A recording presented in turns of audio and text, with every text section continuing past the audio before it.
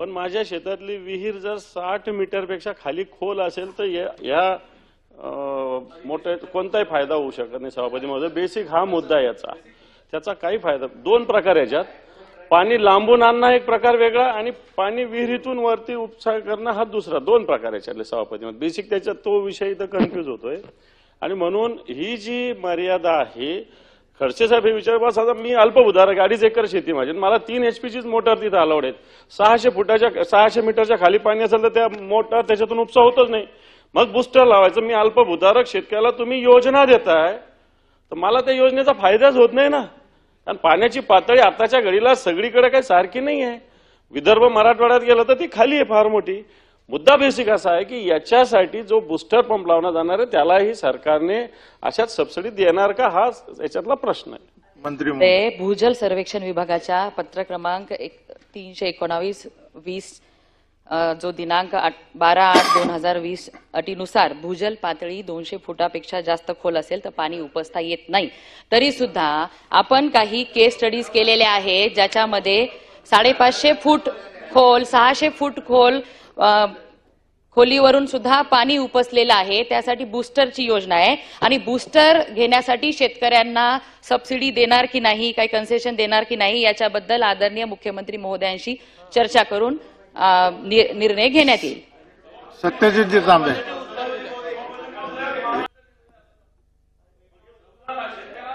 नाही खडसे साहेबची शेतकऱ्यांची भूमिका मांडताय सभापती महोदय. या भूमिकेचं क्लिअरिफिकेशन कुठंच होत नाही आहे. तुम्ही 4 वेळेस मुख्यमंत्र्याची योजना मान्य आहे. मुख्यमंत्र्याची योजना आहे, देशाची योजना आहे, ती पंतप्रधानांनी आणलेली योजना आहे. पण मुद्दा बेसिक याच्यात महाडिस्कॉमच म्हणतं की 60 मीटरच्या खालचं पाणी उपसा असेल तर हे तुम्ही घेऊच शकत नाही या योजनेचा लाभ. प्रश्न बेसिक हा आहे ना, तो कुठे सुटतोय. तांबे साहेब तुम्हाला आता सभापती महोदय, हा अत्यंत गंभीर अशा प्रश्नावर सभागृहामध्ये चर्चा चालू आहे आणि सगळ्यांनी शेतकऱ्यांची भूमिका या ठिकाणी मांडली. योजना अत्यंत चांगली आहे, किंबहुना ही योजना वाढवली पाहिजे याच अनुषंगाने ही चर्चा चालू आहे. ही चर्चा करत असताना सभापती महोदय माझे 2-3 स्पेसिफिक प्रश्न मंत्री महोदयांना आहे. एक म्हणजे जसं आता खडसे साहेबांनी सांगितलं, विरोधी पक्ष नेत्यांनी सांगितलं, शेतकरी हवालदिल झालेला आहे, त्याला नवीन कनेक्शन आपण देत नाही, देतो ते फक्त सौर पंपाचेच कनेक्शन देतो आणि त्याच्यामध्ये देखील काय परिस्थिती 2-2 वर्ष झाले लोकांनी 22-22 हजार रुपये भरून ठेवलेले आहेत, परंतु त्याच्यामध्ये प्रलंबित गोष्टी आहेत. आमच्या तालुक्यामध्ये मंत्री महोदय अनेक शेतकऱ्यांनी पैसे भरून 6-6 महिने झाले तरी त्यांना सौरपंप दिले नाही. त्याला कारण पैसे भरून घेतल्यानंतर असं सांगितलं गेलं की तुमचा जो एरिया आहे तो डार्क वॉटर शेड झोनमध्ये येतो आणि म्हणून तुम्ही भूजल सर्वेक्षण वाल्यांचा आता दाखला आणा. आता सभापती महोदय पहिले पैसे भरून घेतले, 6-6 महिने पैसे भरून आता शेतकऱ्यांना सांगितले की तुम्ही डार्क झोनमध्ये आहे तुम्हाला आता देता येणार नाही. हा सरासर अन्याय शेतकऱ्यांवर या ठिकाणी होतोय. त्यामुळं हे भूजलचा जो सर्वेचा जो आपला दाखला आहे हा आपण आधी घ्यायला पाहिजे होता. म्हणजे निदान जे त्या डार्क झोनमध्ये येत नाही त्यांना मग तुम्ही दिले नसते किंवा दुसरा पर्याय दिला असता. दुसरी गोष्ट, आपण नवीन कनेक्शनला सौर पंप सोडून दुसरं काहीच देत नाहीये, त्याच्यामुळे त्यांच्याकडे दुसरा पर्याय नाहीये. 7.5 हॉर्स पॉवरच्या पुढच्यांना आपण सौर पंप सोडून दुसरं काही कन्व्हेन्शनल कनेक्शनला परवानगी देत नाहीये. त्याच्यामुळे हे सगळे जे शेतकरी आहेत हे प्रचंड अडचणीमध्ये सापडलेले ही वस्तुस्थिती आहे. तिसरा महत्वाचा मुद्दा असा आहे की काही 7.5 हॉर्स पॉवरच्या कन्व्हेन्शनल कनेक्शन वरचे जे शेतकरी आहेत मंत्री महोदय त्यांना सौर पंपाकडे जाण्याची इच्छा आहे, मात्र त्यांचेही अर्ज आपण घेत नाहीये कारण आपल्याकडे डिमांड आणि सप्लायचा खूप मोठा प्रॉब्लेम तयार झालेला आहे. आणि म्हणून हे जे सभागृहातले सदस्यांनी जे प्रश्न इथं मांडलेले आहेत हे सगळे प्रश्न अत्यंत गंभीर आहेत आणि त्याच्यावर आपण इथंच उत्तर खरं तर देणं अपेक्षित आहे. परंतु हा प्रश्न खूप मोठा आहे, गंभीर आहे आणि त्याच्यावर तुम्हालाही फार त्याच्यात अधिकाऱ्यांकडून आणि वेगळी कंपनी असल्यामुळे त्यांच्याकडून ब्रीफिंग घेणं गरजेचं आहे. मला असं वाटतं की याच्यावर काहीतरी एक ठोस अशी बैठक आपण माननीय ऊर्जा मंत्र्यांच्या उपस्थितीमध्ये, आपल्या उपस्थितीमध्ये आणि संबंधित अधिकाऱ्यांच्या उपस्थितीमध्ये अधिवेशन काळात आपण ही बैठक लावणार का, हा माझा एकदम स्पेसिफिक प्रश्न आपल्याला आहे. मंत्री महोदय.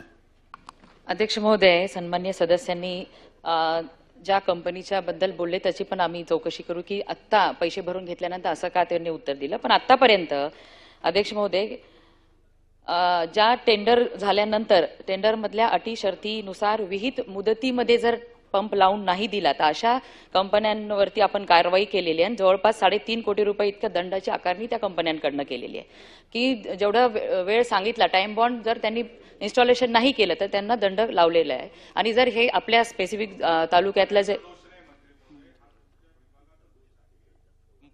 कंपन्या तर लगेच द्यायला तयार आहे, त्यांना टार्गेट दिलेले तुम्ही, परंतु विभागाचे लोक जर पैसे भरून घेतल्यानंतर जर सांगत असतील की तुम्ही डार्क झोन मध्ये येत आहे तर मला असं वाटतं कुठेतरी अन्याय आहे. आणि संगमनेर तालुक्याची स्पेसिफिक तुम्ही चौकशी नाही, करा. संगमनेर तालुक्याची आम्ही चौकशी करू की कशामुळे अशा पद्धतीने झालं.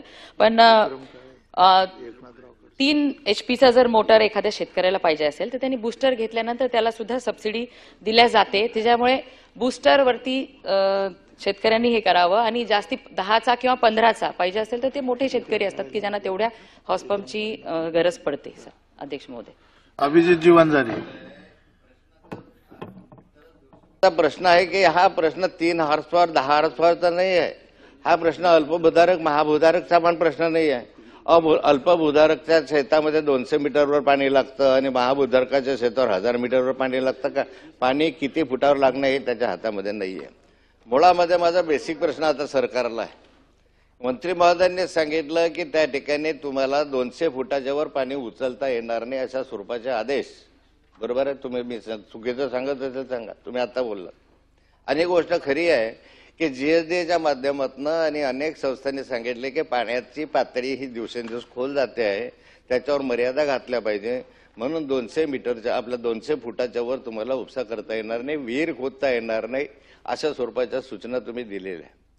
मग असं असताना या योजनेमध्ये माझा प्रश्न आहे, इतके कनेक्शन तुम्ही दिले तर हे कनेक्शन जे दिलेले आहेत हे 200 फुटाच्या आतले आहेत का?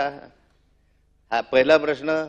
आणि यापुढे जलजीवन योजना असेल किंवा अन्य योजना असतील, या सर्व योजनांना हा 200 फुटाचा मर्यादा जो आहे तुम्ही लावलेली ही लावणार आहात का? प्रश्न समजून घ्या अध्यक्ष महोदय. आम्ही सगळे सभागृहामध्ये याच्यासाठी सांगतो की शेतकरी अडचणीमध्ये आहे. शेतकऱ्याला कमी पाणी मिळतं. एक तर ज्या कमी पाण्यामुळे उपसा करायचा तो बुस्टर लावला पाहिजे, ह्या गोष्टी सगळ्या मान्य आहे ना. परंतु 3 हॉर्स पॉवर ही संकल्पना आता या राज्यामधल्या नष्ट झालेली आहे. 3 हॉर्स पॉवरची मोटर आता घरच्या बोरला पाणी काढायचं असलं तरी त्या 3 हॉर्स पॉवर पिण्याच्या पाण्यासाठी नाही होत. आता पाण्याची पातळी जी खोल गेलेली आहे त्या खोलीमुळे आता ते 3 हॉर्स पॉवरच्या ऐवजी 10 हॉर्स पॉवर अल्पभूधारक असलं तरी त्याला 10 हॉर्स पॉवर लागतंय, कारण पाणी खोल गेलेलं आहे, त्याच्या हातातले बाब नाही.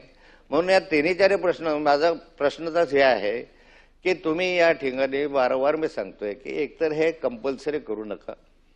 केलं पाहिजे, योजना चांगली आहे, पण ज्या ठिकाणी अडचणीत असेल तपासणी करा, खरोखर अडचण आहे का, खात्री करा खरोखर अडचण आहे का, आणि मग त्याला कनेक्शन द्या ना एजी पंपाचं. पण पंपाचं कनेक्शन देऊ नये सरसकट हा त्या शेतकऱ्यावर अन्याय आहे.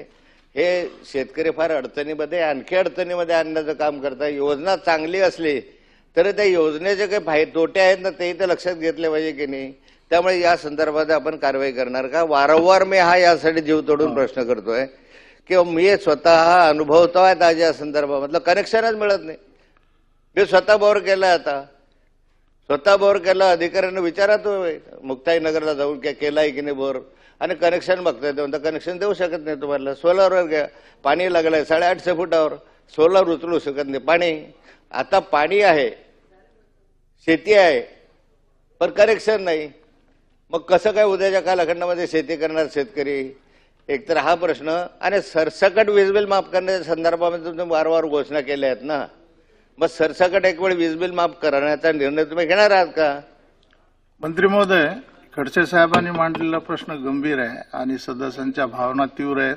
त्यामुळे अधिवेशन संपण्याच्या अगोदर या संदर्भात सन्माननीय मुख्यमंत्री महोदयांसोबत या सर्व सदस्यांची बैठक आयोजित करण्यासंदर्भात आपण निवेदन करू.